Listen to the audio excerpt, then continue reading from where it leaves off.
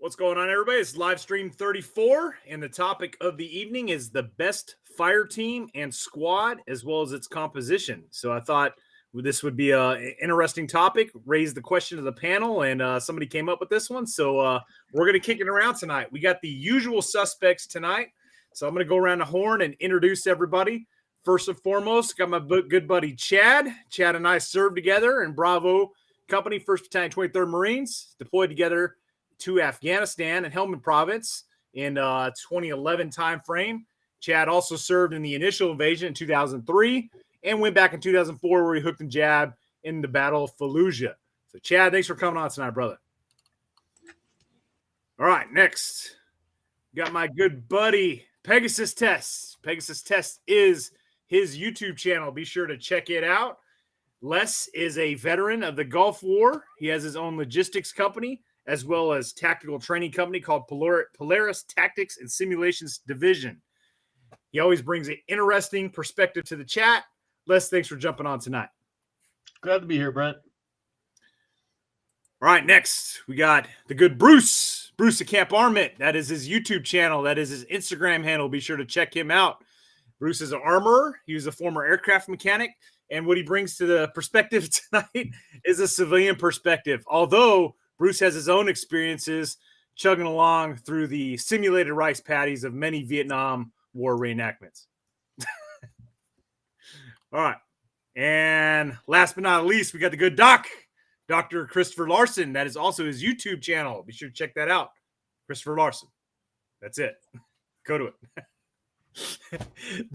Doc is a wealth of knowledge. He's an accomplished author. He's written many books on small unit tactics. He served in the Army. He was an NCO. He's also stationed in Korea in the 80s and hooked and jabbed with the North Koreans from time to time.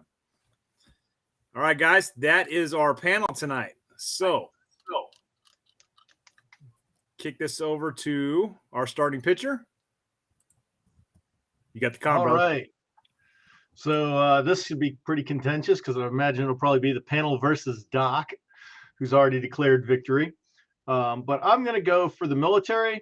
I think it's been proven that the Marine Corps 13-man squad is the way to go. It stood the test of time. Every now and then they tweak it, but then they go right back to having 13 guys. So I think in a military context, especially just general infantry, I'm pretty sure that's the right answer. If you're in mech infantry, you kind of got to tailor the squad to what the vehicle will hold. So that's your limiting factor there. But yeah, boots on the ground, 13 is the answer. As far as the militia group goes, what size should your squad be? Let's be honest, most militia guys have trouble making a fire team. So the size of their squad is really kind of irrelevant.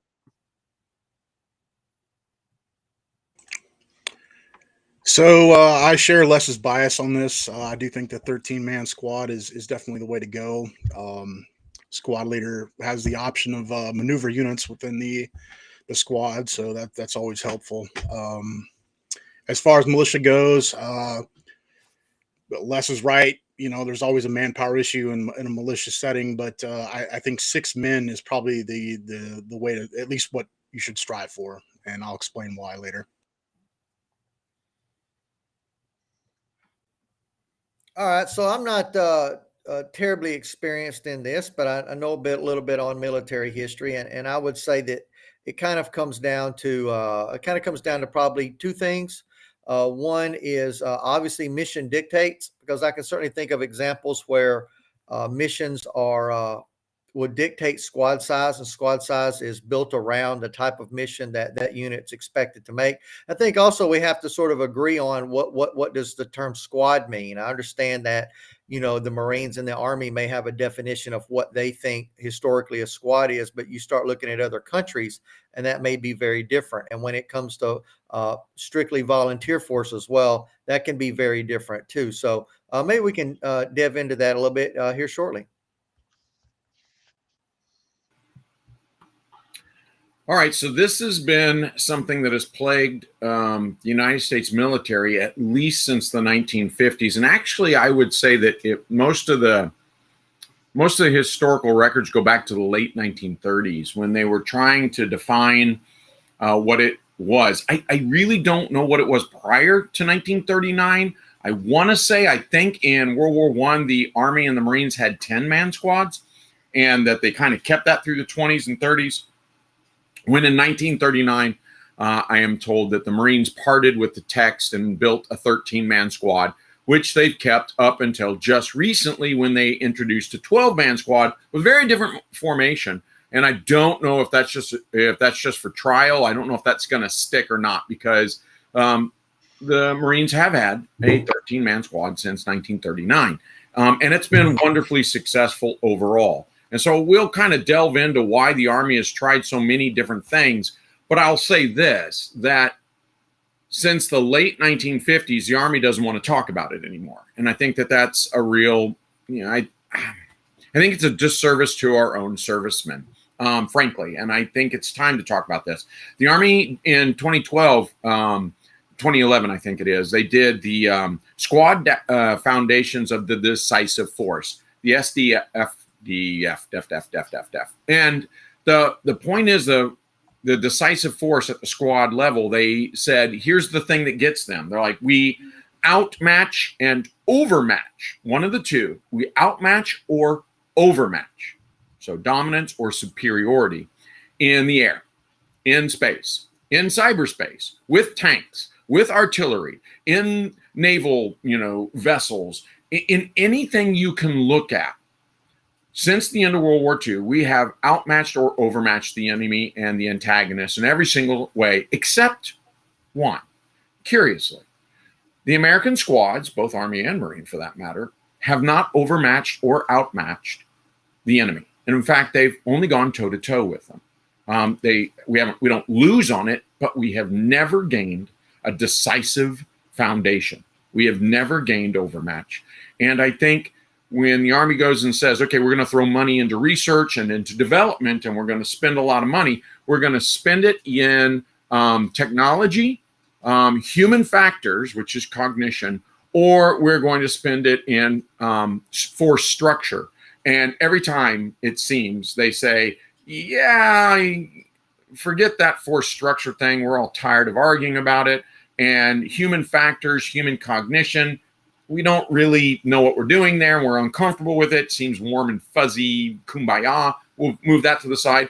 And they perceive more and more technological solutions, which gives us things like 125-pound combat loads for infantry, supposedly light infantry. I'll say that again, 125 pounds. Since the days of Jesus Christ, and this factors in, since the days of Jesus Christ, the successful algorithm has been the combat load, which is both your combat load and your sustainment load, right? Your fighting load and sustainment load. The combat load of a warrior is 1/3 their body weight. 180 pounds, 60 pounds. 150 pounds, 50 pounds. 140 pounds, you see where this is going. All right, so that's 35 pounds. The point here is that we're supposed to be, or no, that's 1/4, sorry, but we're supposed to be 1/3 our body weight. The American infantryman is carrying somewhere around 60, 65, 70% of their body weight. And you cannot train for this. You cannot. They've already studied it. They're like, no, we're blowing out knees. We're blowing out spines. We're blowing out hips. We're replacing ankles. You're going to injure yourself. So we go technology, technology, technology, technology. Let's give them drones. Let's give them a battle rifle that weighs 13.5 pounds. Stupid about this because we refuse to solve the problem elsewhere. And I will argue tonight, one of the ways that we could solve this is force structure. So I tell you what I think, but I lean towards a large squad dismounted. I lean towards a medium-sized squad mounted. And when it comes to militia, I look at another solution entirely. So I'm looking forward to jumping into this. All right, my turn. So I'm going to take a little bit different angle than my fellow Marines on here that are stumping for the 13-man squad, which I'm not too far off from. I do like the 13-man rifle squad, and I'm going to start talking about military first, and then I'll transition into militia and my views on that. But I like the breakup in terms of military application of the 13-man rifle squad. However, my experiences at One Shepherd have kind of molded this a little bit. I want to add, and again, we're talking out our ass and assuming that we're going to be TO on whatever we're talking about here. So I'm going to say 14 men, and the reason I'm going to say that is because I'm going to have an assistant squad leader. The Marine Rifle Squad and its 13 Marines, and how that's broken down and its span of control, and the firepower that's brought forth by 3 full fire teams, controlled by that one squad leader, it brings a lot of ass to the fight. And I think if you just add one more guy, an assistant squad leader that can man that radio, or maybe he's operating a squad level drone. It wasn't too long ago, several years back, that they were talking about having I think it was like a 15-man squad in the Marine Corps. And this was going to be the addition of an assistant squad leader as well as a drone operator. And they were talking like 15 guys, adding on to the rifle squad, as opposed to now where they're rolling it back. All right. So how we went from that, adding to the 13-man, to now we're going the opposite direction is beyond me. It's part of this craziness called Force Design 2030. But my personal opinion, as far as going into the future fight, kind of piggybacking off what Doc's talking about, all this additional gear, all this technology, we got drones now, all kinds of shit. I'm leaning towards a 14-man rifle squad. I think having just an assistant squad leader who can have that radio, and he can coordinate with the other, other squads maneuvering, and the platoon sergeant, the platoon commander, and that squad leader can focus on utilizing this team in that fight and taking that objective. I think that would just be leaps and bounds, increasing effectiveness. So right now I'm going to argue 14-man unless one of you all can convince me otherwise for military application. Now going into militia, there's a few different aspects that we have to look at. My personal opinion is that a civilian militia should probably be looking at either a 9-man squad or maybe 7. Again, when you're talking about militia, you're not talking about professional warfighters, guys that literally are getting paid to train every day. And if they're using these type of formations, that means shit's hit the fan and they're, knee deep in the middle of it. You want to talk about span of control, like how much can a person handle? How much can he effectively control before it's too much? There's too much going on that he can effectively control in the middle of a firefight. And I think when you're talking a civilian militia, you're talking about probably maybe a veteran who has some experience in the past, but regardless, he's not going to be as trained up as a professional warfighter that trains on a continuous day. So I think you should probably go look towards more of a 9-man model, or maybe a 7-man model that can be broken up several different ways, right? If you have 9 men, you can have 2 fire teams of 4 in your squad leader. You can break that up into maybe 3 fire teams where you have 2 fire teams of 3 guys, and 1 fire team is kind of your headquarters element where you have your squad leader, maybe assistant squad leader who's your RO. And then you just have an extra rifleman there for security. So that is the approach that I would take as a civilian militia-oriented mindset. So I'm going to open it up to the floor, guys, and now we can kick this around. So before we begin this, I want to go back to what Doc was talking about, basically the history of the squad. And I think we could probably benefit in this conversation from looking at that history. So if there's no disagreement, gentlemen, I got a quick presentation on the actual history of the U.S. Infantry Squad. Rock on, dude. So this is since World War II. My sources are listed. Let's talk about the Army first. During World War II, the Army utilized a 12-man squad. On paper, it was divided into 3 teams: a 2-man scout team, 2-man auto rifle team, and a 5-man rifle team. However, it was seldom employed this way in actual combat. In 46, they had the infantry conference. They decided that the subordinate teams were pretty much useless and reduced it to a 9-man squad.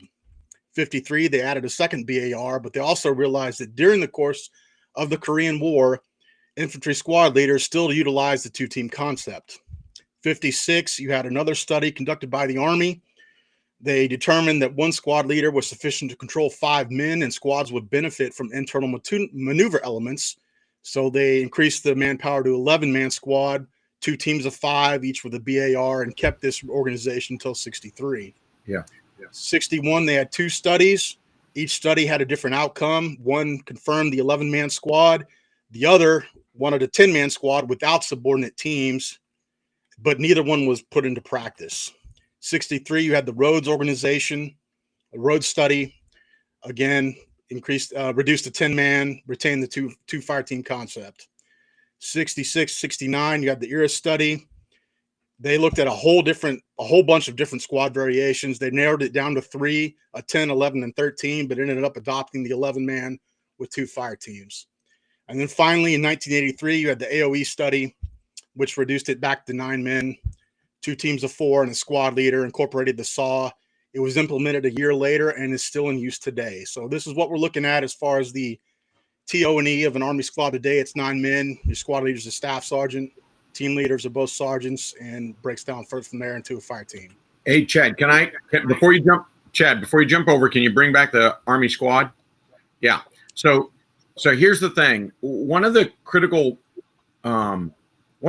reasons for all those changes was that through people like General S.L.A. Marshall, who was the military historian from World War II, Korea, and Vietnam, and others as well, not just him, other researchers as well, that actually went to the field, watched battles, all this other stuff.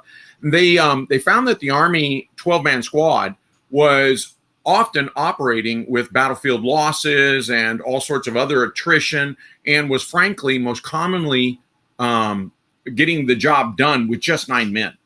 Now, they didn't look at quality. They didn't look at force protection. They didn't look at missions. They just said, oh, look at that. They can do it with 9 men. Why are we giving them 12? And that is why we saw that. Now, it's not to take away from the other studies. I think the other studies were important, and they tried to say, as you see, a lot of militaries at that time weren't using fire teams.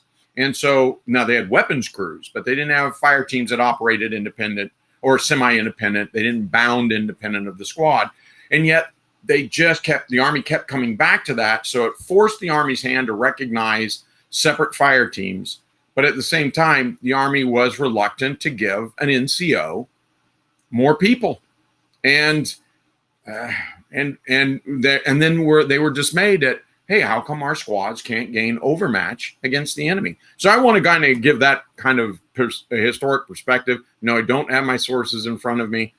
Sorry, I didn't come prepared for that. But nonetheless, that's what was going on, as they were looking at attrition rates, which I think is very, very wrong-headed here. So, all right, that was my 2 cents. All right, so that's the Army squad. Transitioning over to the Marine Corps real quick. During World War II, the Marine squad, for the most part, consisted of 12 men with no subordinate teams. In January of 1944, at least according to my sources, they finally implemented the 13-man squad. It was the first branch to implement the fire team concept. You had 1 squad leader and 3 fire teams of 4. During Vietnam, they added a 14th man to employ the M79 grenade launcher, but in 1970 reverted back to the 13-man squad. In 2018, the Corps toured with the idea of reducing the squad to 12 men, but never acted on it. Actually, a few months later, they talked about implementing a 15-man squad, incorporating designated marksmen and anti-armor assets. So for a visual picture of it, you got pre-1944, the Marine Rifle Squad was a single unit, no subordinate teams. In 1944 to 2018, I don't know if this is taking effect or not. Brent will probably have more information on that than I do.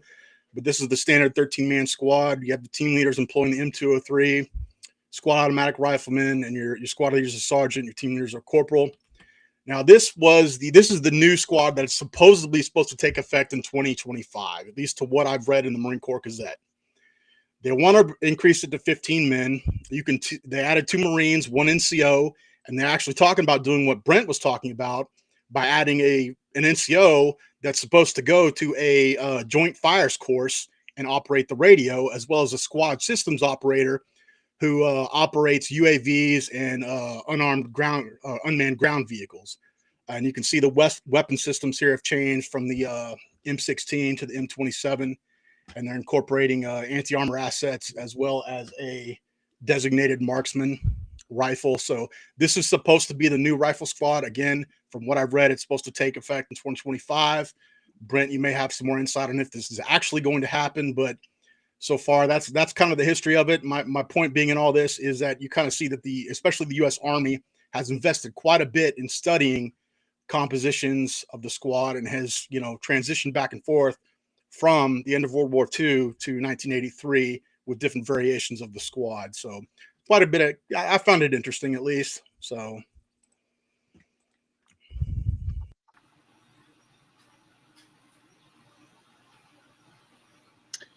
Yeah. So I'm not on active duty, so I don't know what the latest and greatest going on right now is. I don't think that we're going to be going to this. So I think this was the previous commandant's plan, and then with Force Design 2030, I could be wrong. They're talking about essentially making super grunts. So literally, you have javelins in every squad. Guys are cross-trained in all weapon systems. It's going to be something completely different than what we, as Marines that came in prior to this, recognize. Well, yeah, all right. So maybe we can, if it's okay, back up because like I said, the Army comes out with the M5, and it's not that I haven't even shot the M5.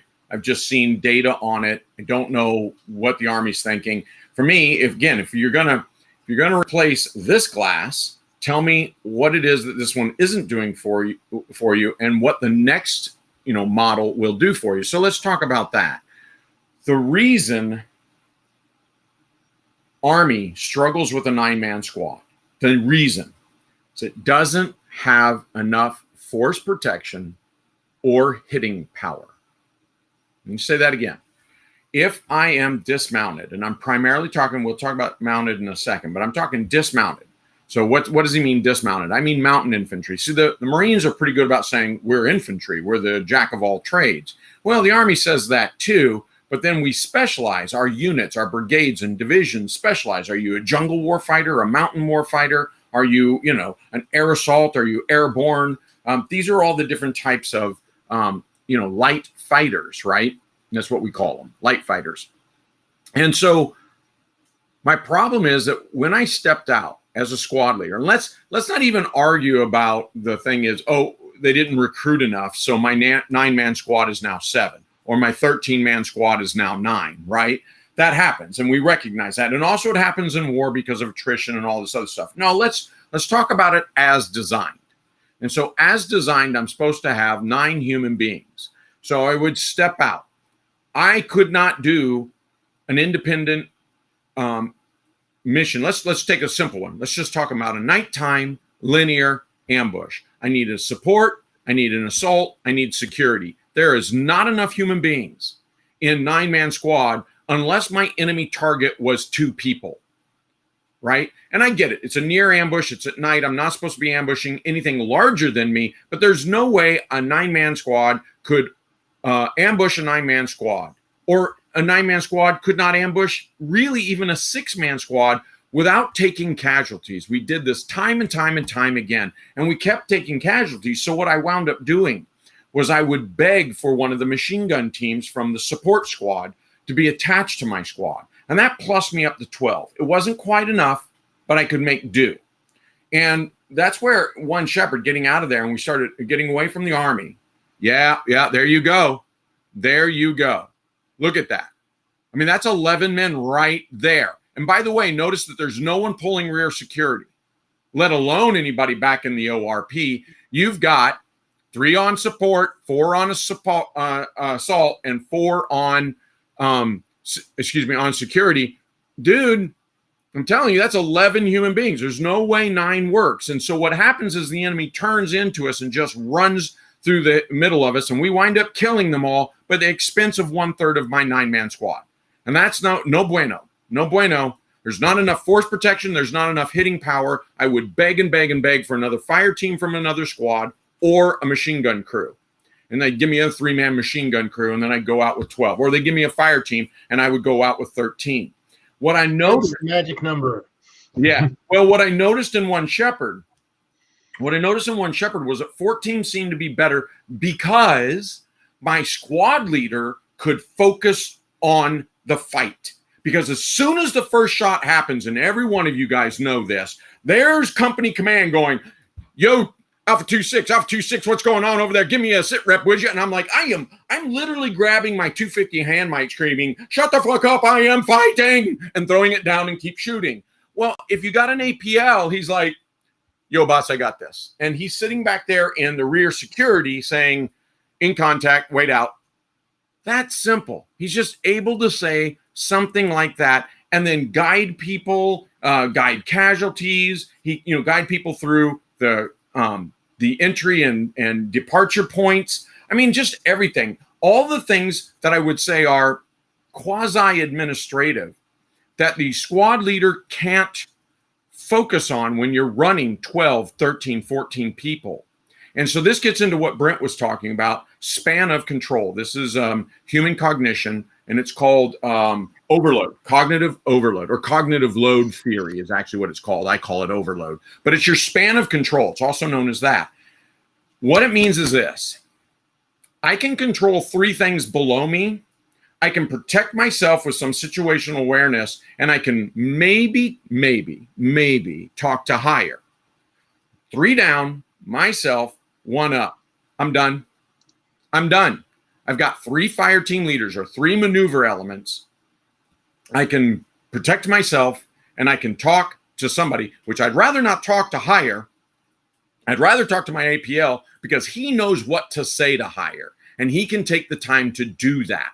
Where I just scream at him, yo, APL, get this. And he knows what I'm talking about. We've rehearsed this. He's on it, right? And I'm still able to take the fight to the enemy. None of that is happening with a 9-man squad. None of it. Which I've noticed in the last 20 years, the Army soldiers are reporting to me, what do you mean independent squad actions? We don't do that anymore, which is mortifying. What do you mean? You mean you can't go out unless you leave as an entire platoon or company? Yeah, my officers don't trust me. Wow. Hello, welcome to the Russian Army. I think a lot of it has to do with cultural differences between the 2 branches. Real quick, this was actually the exact subject for my first master's thesis, and I focused it on infantry squad composition, differences between the Army and Marines, and combat effectiveness in the Vietnam War. And in doing research for this, I had to go through after-action reports and command chronologies from the Vietnam War. One of the major differences I saw between the 2 branches was I found the Army after-action reports focused mainly on company battalion operations, where the Marine AARs were detailing squad operations and fire team operations. So quite literally, you had Marine fire teams conducting missions by themselves, usually LPOPs, but they were still, proves that the fire team could hold its own. So Marine squads also played a larger role in the combined action program. So you had a Marine squad embedded in a village, conducting eating and sleeping with popular forces, conducting civil works improvements, and they fought beside these indigenous militias. So a lot of people don't know about that program, but that put a lot of faith in the squad. So going back to Vietnam, I'm not saying that Army squads and fire teams did nothing. It's likely that the Army did send squads and patrols on ambushes and stuff like that. But my point is the focus. You have the Marines focusing on small units while the Army focuses on big units. And this highlights a major difference between the branches, mainly cultural differences. Historically, Army strategic culture came into being during the Civil War, focused on big units, heavy firepower, attrition, and decisive battles. Well, the Marines established their own strategic culture during the Banana Wars, which focused on aggressiveness, decentralized command, and small unit leadership. And for those of you who don't know what the Banana Wars are, it was a series of conflicts, 1898 to 1940, in Central America, South America, Mexico, Caribbean, and Pacific. The Army loves its big unit operations, and as a result, infantry platoon is often viewed as the basic unit, like you said, Doc. It's kind of the standard. So there's not a whole lot of emphasis on squad operations outside of platoon maneuver. Marines a little different. Not to bash Army NCOs, but the Army does not place a lot of emphasis on its NCOs, especially like the Marine Corps. It's almost a cult in the Marine Corps to be an NCO. And I know Les and Brent can probably verify that as well. I'll back you up on that one there, Chad. And this is slightly off on tangent, but when I was in the Marines, in MAG 24 as a logistics embarkation specialist, as a corporal, I did an exchange with the Army's 25th Infantry Division, And lo and behold, I found out my two counterparts were staff sergeants. I think the Army just has a completely different focus, and the Marine Corps will force leadership down to just lower levels than the Army's willing to go. I noticed that in the National Guard too. Real quick, guys. I want to introduce John, bring him in. But before I get to that, I just want to, because you reminded me of a story. I was a corporal of the guard in Iraq, and I was doing left seat, right seat with an Army National Guard unit. And my replacement, the Army counterpart, was a sergeant first class, as I was a corporal.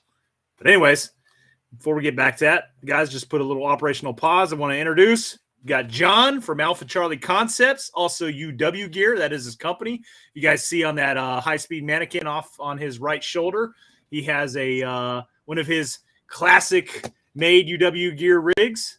So I highly encourage you guys to check out both his YouTube channels, Alpha Charlie Concept and UW Gear. But John served in the Army in the early 90s, and he also brings that excellent civilian armed prepared citizen perspective, which, if I'll remind you guys, we're going to talk about both military and militia squad composition. So let's not go down too far on one rabbit hole. Let's try to keep the pathway down the middle if we can.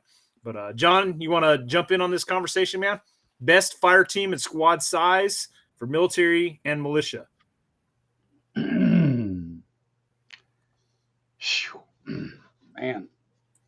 I never made NCOs, so I don't know that I can get into either one of those clubs, but I still think for military, and this is going to be condensing it, 4 to 5 man squads are usually optimal. They're large enough to get stuff done, but small enough for the squad leader to still manage. When you start getting into the militia side of it, I think is where things get a lot different. And this is just my personal view and take. I think too many people try to apply big Army, big Marine Corps doctrine to the militia / armed citizen side. I think it's two totally different worlds for reasons that we could be here multiple hours discussing. But for the militia armed citizen, you might be best served, be it out of it was best or just out of simple necessity, 2 or 3 man teams. A 2-man team might be all that you can effectively put together.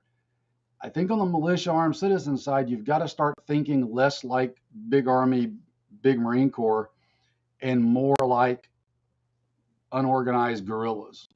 You've got to really put a distinction between the two because there's so many differences from logistical level, supply level, just all the way up and down the spectrum, both sides, that I just don't think it's overly realistic to think of on the non-military side having big 4 and 5 man squads and fire teams. Yeah, John makes a good point there. And maybe on the militia side is instead of looking to big Army, big Marine Corps, you need to look back in history a little bit and look at the South African Boer commandos, where their leader was popularly elected, which made them very popular in the defense and not so good in the offense. But it was the charisma of the leader that could build the unit. Everybody tended to show up. So units, the very small units, what we would nowadays call a fire team, tended to be family units or farm units. People would show up when they were called out from their farm, and they would fight, and then they would just drift back to where they came from when the big British Army came around to stomp them out. And maybe that's the answer for the militia, is that you pick your leader and then everybody falls on him, and each unit is whatever it is. Yeah, okay. Because think about it. Realistically, you're going to be lucky if you can put together a couple of family members or a couple of neighbors or close friends at best. I mean, I've been trying to do that for years, and I can tell you firsthand, it's an extraordinarily hard thing to try to get people to organize when it's not their job. Okay, when it's not their job and they're not getting paid to do it every day and everything's supplied to them, when they got to take their own time, manage their job, manage their family, manage their life, use their own money, et cetera, et cetera. Getting a couple of people together is difficult at best. Sometimes not because they don't want to, just because, go back to the family, job, life, et cetera. Schedules don't coincide, et cetera. When everybody's getting up at the same time in the same place and getting paid by the same people to be there, it's a lot easier to put those squads together. So like you said, Les, going back to elements like that, family and friends, that if you have to do what you got to do, then you can just kind of turn around and go back to whatever, makes it a lot easier. Or maybe not necessarily easier, but probably more realistic, maybe, for lack of a better word. Hey, Doc and Les, you guys have both worked with, I know, like the Missouri Militia, and then there was another militia that came out, I think West Virginia Militia, that came out to Bravo Company at one time. How was their breakup? How was their composition coming out to the One Shepherd semesters? Okay, That's a good point. And so what I want to note here is that, first off, there's a continuum. To say this is one thing, this is another, that's like saying special SAS is just like the British infantry. No, it's not. They have different support systems, different logistical systems, different recruiting and training systems. And so they're not shaped the same because they don't have the same mission or the same support. Well, if you can say that about British SAS, and Special Boat Service, SBS, SAS, and then British infantry, then you could understand that, well, a British militia, God knows what that is today, but they would look very different as well. And so if we look at a foreign nation and say, oh, yeah, I get it, then we can now start to say that about our own society. But the other thing we're missing here is that militia will, in times of war, will gradually transition. I mean, look at the Cuban Revolution. We had militia terrorists that formed into guerrilla fighters, a change, and then formed from guerrilla fighters into conventional militaries. Okay, so there was a continuum that they developed over a handful of years. And I want to point that out. But if we go back to them as just their initial militia, we have to realize what DW said, what David Reed has said, what several commenters are saying over here is, hey, we don't have supplies and we don't have airborne, and naval vessels coming up the river to, yeah, right. And so for these reasons, you're going to form differently, you're going to structure differently and everything else. I think, because we did work with the VCM, the Virginia County Militias, and the Missouri Militia, and I believe what they said is they tend to form into 6-man teams. If I remember correctly, they form 6-man. They don't call them cells, they call them teams. But anybody else doing, insurgency, counterinsurgency would recognize that as a cell. Okay, that's called a direct action cell. But even their support cells are often 6 people. Well, 6 people makes sense on so many different levels. One reason it makes sense is just what you guys are getting to. Like literally, you look in your neighborhood and you go, okay, there's this many women, there's this many men. Of the men, there are this many that are physically, capable of doing this. And so you come with very small numbers that you know and trust. And that's a critical thing with the cell, is you have to know and trust them. But the other thing is, why 6? It's troop management. 2 up, 4 resting. They go down, 2 up, 4 resting. 2 up, 4 resting. If you pull 2-hour shifts, you're getting a 4-hour nap in between. You don't believe this? Go watch like ambulance teams and ER rooms, and you'll see that they have a natural cycle. Watch a cruise ship. A cruise ship has 3 teams, 3 8-hour shifts. You see what I'm saying? So you got to think in terms of 3.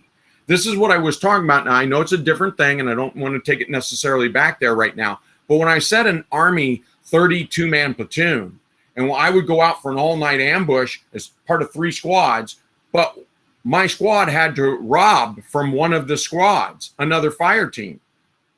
So we weren't doing, oh, hey, Doc, you go take your squad out for the all-night ambush tonight, but don't worry, the next 2 nights we'll get your guys rest. And no, that's not what was happening at all. It was one on, one off, one on, one off, one on, one off. And it was exhausting, just unsustainably exhausting, to the point of we are completely stone sober and we're all hallucinating within a matter of days. We're all hallucinating. We laughed about it. Everybody hallucinated. Audio hallucination, visual hallucination, falling asleep. I've got stories about, one of my favorite stories this is a live fire, by the way, live fire. And when they set in the claymores and they're going to pull these targets down on a wire pulley operated by a vehicle around the corner, it's all safe. But we're going to blow the claymores, shoot our machine guns, night vision on our heads. And all of a sudden, while the OC is standing there grading this squad go through, one guy on the far right stands up and starts walking. He steps into the kill zone.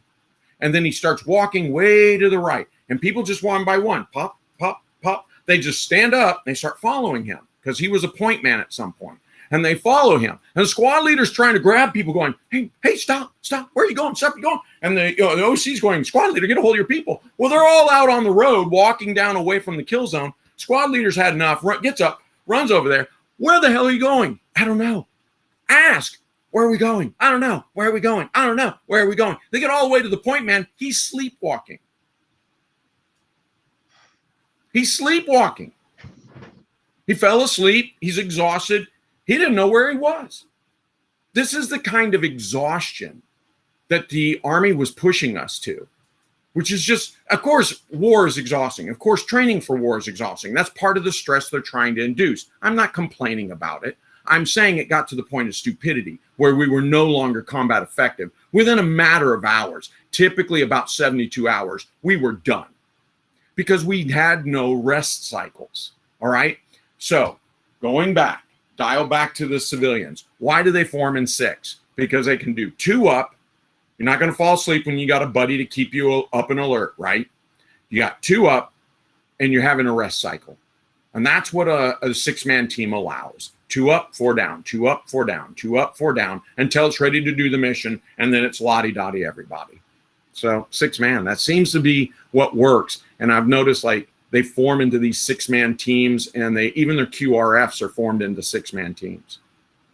Well, I would say 6 men have an advantage because if your transport is a pickup truck, you have 2 in the cab and 4 in the back, giving all-around security, so that works really well. But I think it's good that we look at kind of the most recent assemblage of militia, which would be 2014 at the Bundy Ranch. And it seems, despite all these units that came and everything, what really happened is people showed up in groups of 2. A couple guys would get in the car and go there. And then they seem to form up into units based on service. I know you want to place the most faith in what he said, but Stuart Rhodes of the Oath Keepers made a point after that of saying that he noticed that at least 50% of the prior service there through his informal study were Marines. But surprisingly, the second largest group was the Air Force, and then Army and Navy token. But he said what would happen is people would come in 2s, and they would form. They'd come in as buddy pairs. They'd start talking amongst one another, and they'd start clumping together. And the Marines would clump together, and they would kind of form. The rank structure started to reform, and they started to form what he considered to be the most effective units. The other thing that surprised me in his thing that he said of the veterans that showed up, far as he knew from his informal survey of talking to people, he was the only prior service officer. Everybody else that showed up was enlisted. But just to reiterate that by his informal survey of talking to people, that he was firmly convinced more than 50% of the veterans were Marines.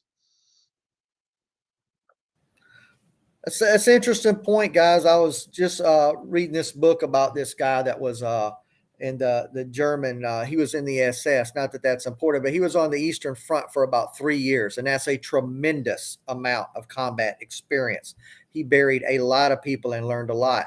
And as the entire unit started to collapse, and they were literally changing from a structured military unit to what we would probably consider an experienced militia unit because they lost all support there at the end. They started, he was constantly seeking a good officer, even with his 3 years of experience in combat, which is probably more than everybody here has combined. He was looking for a good officer because a good officer would look out for the sleep of the men, would give them direction on what they should do, could make decisions as to whether they should stay and fight or whether they should fall back and reposition themselves. Obtaining food, that's a huge deal. I think that, when you're big military and you're on the horn and you're calling a radio for a resupply of MREs or water or whatever the case may be, you listen to like even Vietnam vets that talk about how bad that was because one day they had to go 3 days without a supply of water and how terrible that was. Well, as a militia unit, you don't have that. He didn't have that either. He had no resupply either. There was nobody to call because the entire country was falling apart. The entire command structure was starting to disintegrate. But as a militia member, you've got to think about that. And he ended up basically his plan ended up being kind of going to a village looking for a friendly home that hadn't already been raided and trying to convince the people there to feed him and his squad. Now, because of that, because he had a ragtag squad, he had to sort of, they ended up splitting up into smaller units because if you show up at somebody's house with a 13-man team, they're going to be less likely to be able to feed you than if you show up at their house with a 5-man team. So getting supply in terms of volunteer forces, I think, militia forces, that's something that you're really going to have to factor in. I know one of the earlier comments was, your job as sort of a Minuteman is to have supplies of food available. Okay, I do get that, and that's great if you're defending your home only. But most militias, I'm just thinking throughout history, just with an open mind here, they don't get to just stay at home and fight at home. They end up going where the fight is or going where they're needed and melting together with other units and moving around. So to expect to be able to just work around your home and that food store and ammunition store that you have probably would extremely limit your effectiveness versus being able to travel on foot, go wherever you need to go. But understanding that when you do that, you're going to have to come across ammunition supplies, resupply of ammunition, resupply of medical, resupply of food, resupply of water. That's something that you're going to have to put together along the way. And having a large size squad may work against you on something like that. Bruce, you just brought up a good point. And Doc, I think we just saw this last weekend. One Shepherd went out to support Woodland Brutality. By my tally, we fielded 13 people. Our One Shepherd people plus a couple attachments. Mm-hmm. We were covering about a kilometer front, if you think about it, where all the ranges were laid out. And after 2 days, we were all exhausted, even though we had a good rest cycle. And we needed half a dozen vehicles to support ourselves. Yeah, no, when Bruce is talking about that, that's what I started thinking, Brent. It's not just, there's so many different things. Why 6? 6 is about the max that'll fit in your average vehicle, right? Pickup truck, van, even somebody's, I don't know, whatever, Volkswagen, we can shove 6 of us in there if we really try. 6 is about the most you can escape and evade or deploy forward with. But it's more than vehicles, as Bruce was saying. If you show up, 6 is easy to support for like one hide, one team hide house, whereas, and a family to support you. Whereas 21, 14, these aren't, these are very, very difficult to support. They're also difficult to hide. 6 people can hide in a barn. 14, not so much, right? So I think when you look at the nature of militia, and again, I'm talking about in the early stages. I'm not talking about when they form into guerrilla battalions. That 6 seems to come up over and over and over again. This number 6 seems to keep coming up. There will be a time when, if things go in their favor, and assuming it lasts a long time, the conflict lasts a long time, where they will start to form into guerrilla units, and they'll form into more conventional platoons and companies.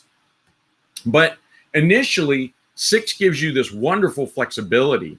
You want to do an ambush, 3 teams of 6, make one of the commanders the senior commander. You got 18 guys that can execute an ambush. You've got 6-man support, maybe in ORP or a rendezvous point. You've got 6 in another place that do logistics, and that will hide you when you escape that ambush. I mean, it really comes up. And so the building blocks of 6. Now, we're saying 6. Is it always 6? No, sometimes it's 3.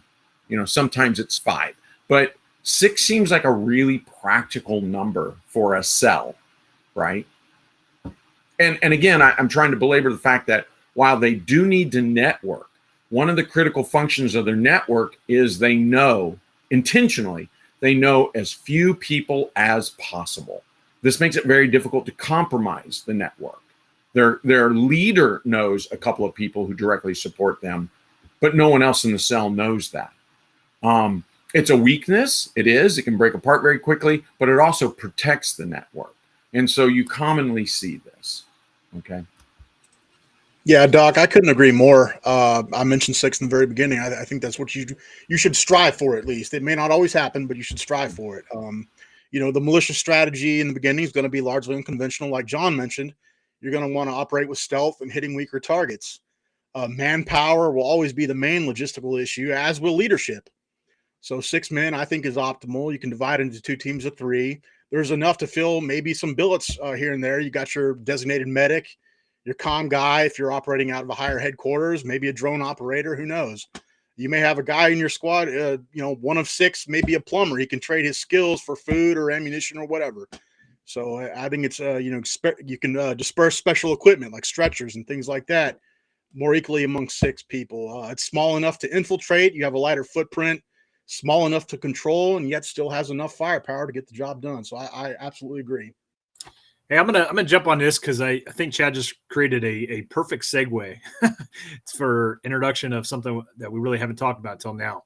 We're almost at the hour mark. So the composition of said squads. So I kind of want to circle back to military now, because we spent time talking about military, then we went heavily into militia. Now I want to go back to military and then obviously hit militia again. But what would those squads look like? So when I first came into Marine Corps, I've seen some changes in the Marine Corps squad, obviously more recently, but even over time. When I first came to Marine Corps, the team leader had an M203.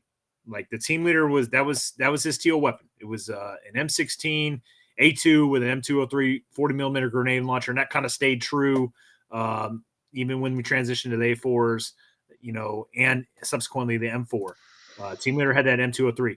And somewhere along the road, several years back, they said, this ain't working. The team leader is focusing on his team, right? The fire team is his weapon. Well, that 40 millimeter grenade launcher is a very important asset. We need a grenadier. So they took that 40 millimeter grenade launcher from him and they gave it to either the assistant automatic rifleman or one of the riflemen. And they took it away from the team leader. And so he just had an M4 and could concentrate, attacking with his team, as opposed to, hey, I'm trying to coordinate my team's attack, and I've got this very important, high explosive 40 millimeter freaking weapon of hate to employ. And it seemed to work out a lot better. And I think even when Chad put up that 2018 variation of the Marine Rifle Squad, it had a grenadier on there as opposed to having a team leader with that grenade launcher. Yeah, going as recent experience as the 40th anniversary of One Shepherd, Brent, we had 3 Marine Rifle Squads in our unit and stuff, and they were tasked perfectly.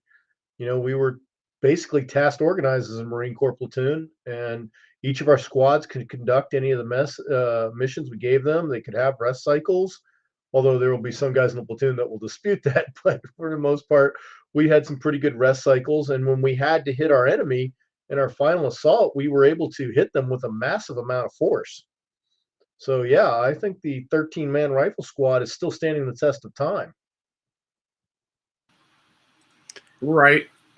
If I can jump in, and I don't want to take it down a tangent, but I do feel like obligated to say this. And again, Marines don't think this way, but the Army definitely does. We also look at the platform. So we look at what is your division or brigade's priority? Like, what area of the world do you train for? Is it Arctic warfare? Is it, what is it? And so we're like, everybody trains for urban. Everybody does, because jungles have urban, mountains have urban, Arctic has urban, everybody has that. But even hitting a beach, you go, well, there's a city right there beside it. So everybody has urban, but we have a tendency to train for an environment And we train for the platform that delivers us. So that's why you wind up with airborne and air assault and all this. Well, you also have mechanized, motorized, let me say anything mounted. I'll just call it that way, right? Mounted. Here's what I've noticed about mounted. And I served in two mounted regiments, two mechanized infantry regiments. As a squad leader, when I dismounted, when my track started to, pulled up to a defilade position, started placing fire on the enemy, we dismounted. I had 2 dismounts, meaning I had 2 fire teams beneath me. And I directed their movement, and I talked back to my track commander, who was essentially my deputy commander, right? My deputy squad leader. And he had the track and the track crew and the track weapons, and of course, all of our logistics, as well as a more powerful radio and everything else. But that was my third maneuver element. And again, I'm talking about, span of control. What is your cognitive load? 3 down, myself, 1 up. Well, once again, I've got 2 fire teams here dismounted. I've got a crew that's mounted, and they bring the hurt, man. They've got all the firepower. We've got maneuver. They've got incredible firepower. That's my third element. My third element. And then I've got to talk to higher. I've got to make sure I don't die. And I've got to, at times, talk to higher and report to higher. And so I do want to belabor this, that not only does the mechanized unit look smaller and is often predicated by how many people, human bodies, will fit into that mechanized vehicle, it's smaller inherently, and I'm fine with that because it brings a hell of a lot of firepower. But also it's TO and E, Brent. It does look different because I've at least got a 50 cal. If I've got nothing else, I've got a 50 cal with a bajillion rounds of ammunition, right? And 50 cals, just for those who aren't familiar with the M2, they don't shoot up skyscrapers. They shoot through skyscrapers. Through skyscrapers. Skyscrapers are the size of a city block. They're not a couple of buildings wide. It's not like that. Oh, well, they're like 3 houses wide. No. They take up a city block. And they're really just concealment. That's all it is. A skyscraper is concealment because that 50 cal is going to chew through it. Now, if that's true for a 50, if I'm on an M2 Bradley, I've got a 25 Mike chain gun. I can shoot the moon out of the sky. So mech really bring a great deal of firepower. They don't attack in onesies and twosies. They come in whole platoons, and they've usually got some kind of tank or 3 backing you up. Seriously, 2 tanks is like the lowest. So 6 vehicles move forward, 4 mechanized infantry fighting vehicles, and 2 tanks. That would be a light load. 6 armored vehicles coming at the enemy at once. And we've got our, artillery suppressing the enemy. We've probably got 2 or 3 other platoons suppressing the enemy. And I've got close air support as I move in to kill off the final enemy. So it's a very, very different feel. And I feel like I have to mention that because everything we're going to say here, I'm going to argue, does not apply for mounted. Mounted has a whole different animal. It's heavy infantry. I'm going to slightly disagree with you there, Doc, because the Army ties themselves to their transportation platform, whereas the Marine Corps does not. I mean, Brent, you can definitely speak to this. It's like you could be training this week and, okay, AAVs come in from an independent AAV company. The week after that, you could be doing helicopter ops, and you don't know what birds you're getting. You could have 53s or 46s or now 22s, all supporting you just task organized to your lift. Running off a landing craft is not a specialized thing. Running out of the back of an Amtrak is not a specialized thing. But in the Army, jumping out of a plane, disembarking a helicopter, crawling out of the back of the Bradley is incredibly highly specialized. And honestly, to go back to Chad's chart, I think when the Army in 1983 went to the 9-man squad, it had more to do with that was the capability of the Bradley than anything else. Because the 11 is about what you can put in the back of a 113 with all your crap and still not be, overly compressed.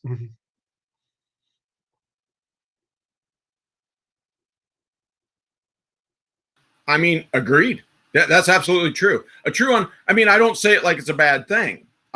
Being a soldier, I accept this as a wonderful thing. That every time I was in one regiment, which meant I was in one brigade, which meant I was in one division, and they would say, hey, our division jumps out of planes. Our division all lands in Blackhawks. Our division all shows up in an infantry fighting vehicle. Didn't matter. The whole damn thing, all 10, 12,000 of us showed up that way. And there was wonderful logistical support. We trained that way exhaustively. If you stayed in that regiment, you knew nothing of, I mean, let's say you did a 3-year tour in the United States Army Infantry and you were mechanized. You don't know what the rest of the Army looks like. You only know your regiment. And it was incredible.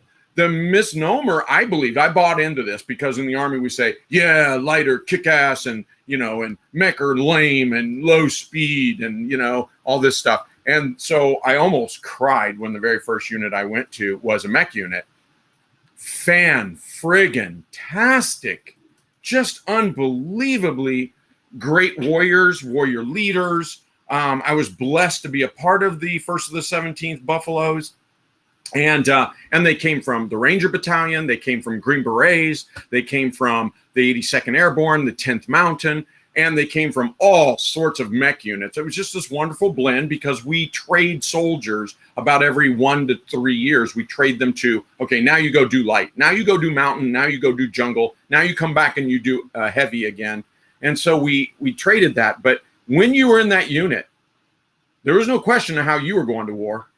There was no question about how you were going to fight that war. And I really like that. I get that the Marines don't do it.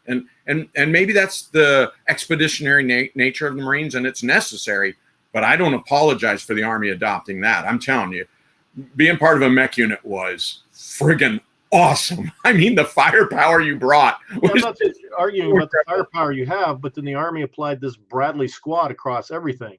Does 9-man really make sense for your Black Hawk that will easily lift 11? Does it make sense for your regular leg infantry unit that's not depending on that? Not, you know, it's fine for the 1st Infantry Division to be organized around Bradleys. It's not a good idea for the 10th. It's a horrible idea for the 101st. Probably doesn't make much sense for the 82nd either.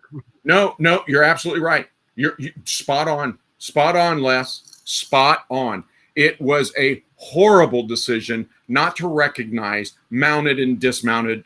And I think the Marines, I've said this for so many years, and I didn't really have soldiers in the 101st, for example, who disagreed. They're like, wait, Marines have a 13-man squad? We're like, yeah, they do. They're like, holy shit, they get a whole nother fire team? That's not even fair, man. We want that, you know? There was no mixing of words, no mincing of intent. I'm telling you, we were all jealous. We all went, yeah, damn straight. But when it came to mech, I'm not getting 14 dudes into that tiny little Bradley. You're going to have to give me like 3 of them or something, you know? Because the crew, remember this, the crew, I know, your guys, amphibious, your Amtracs and stuff, correct me if I'm wrong, but the crew isn't part of your squad or platoon. It is in the Army. That's my guys. Those are members of my squad. Right. I kind of go ahead. Bruce. Go ahead.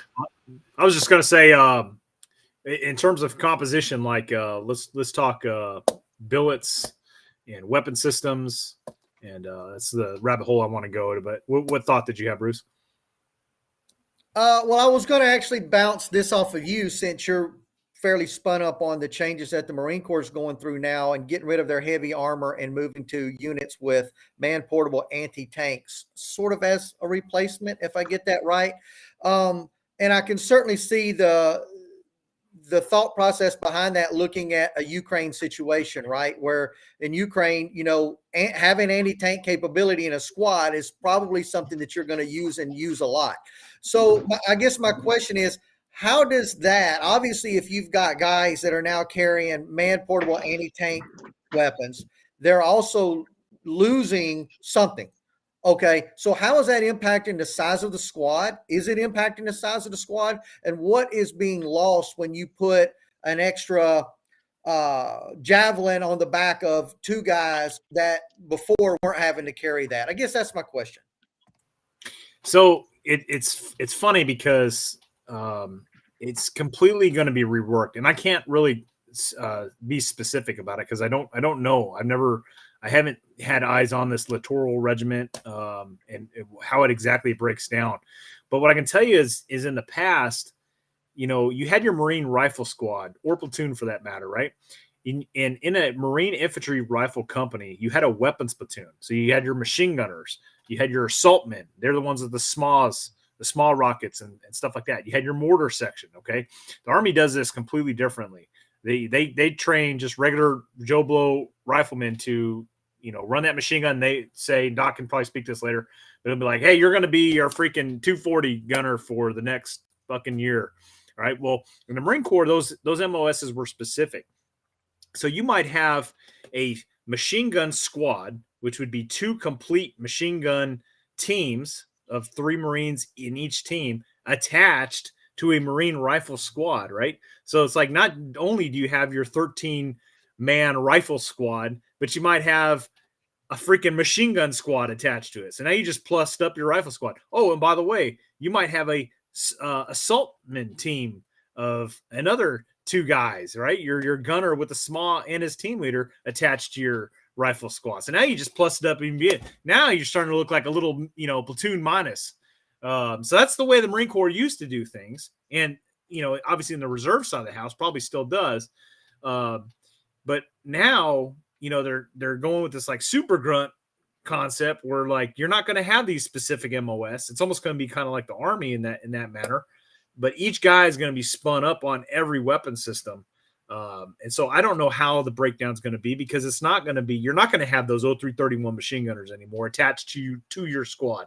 Somebody in your squad is going to be, tasked as being the M240 gunner. So I don't know how that all is going to look in the future. I don't particularly like it, but as an old head, I'm obviously always going to be skeptical when it comes to change. But yeah, it sucks. I don't want to run around with a javelin on my back, but the benefit of that is going to be tremendous. All right, so I'll jump in because you're correct. That's how some Army depends on the type of Army unit you're in. He is absolutely correct. Once again, we have vehicle-based, Army divisions, and we have environmental-based Army divisions. And the Army division then dictates what those brigades and regiments form or how they form. So you are correct. We had old school, and we, like you were describing, there were, and I believe there still are Army divisions that form a weapons squad, a 4th weapons squad in the platoon now. I'm told that's becoming more and more normal. But for the most part, that didn't happen.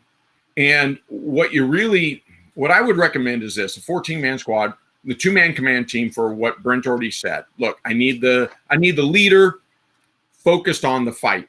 I need the deputy leader or the APL, right? I need them focused on everything else. And that's a lot. Okay.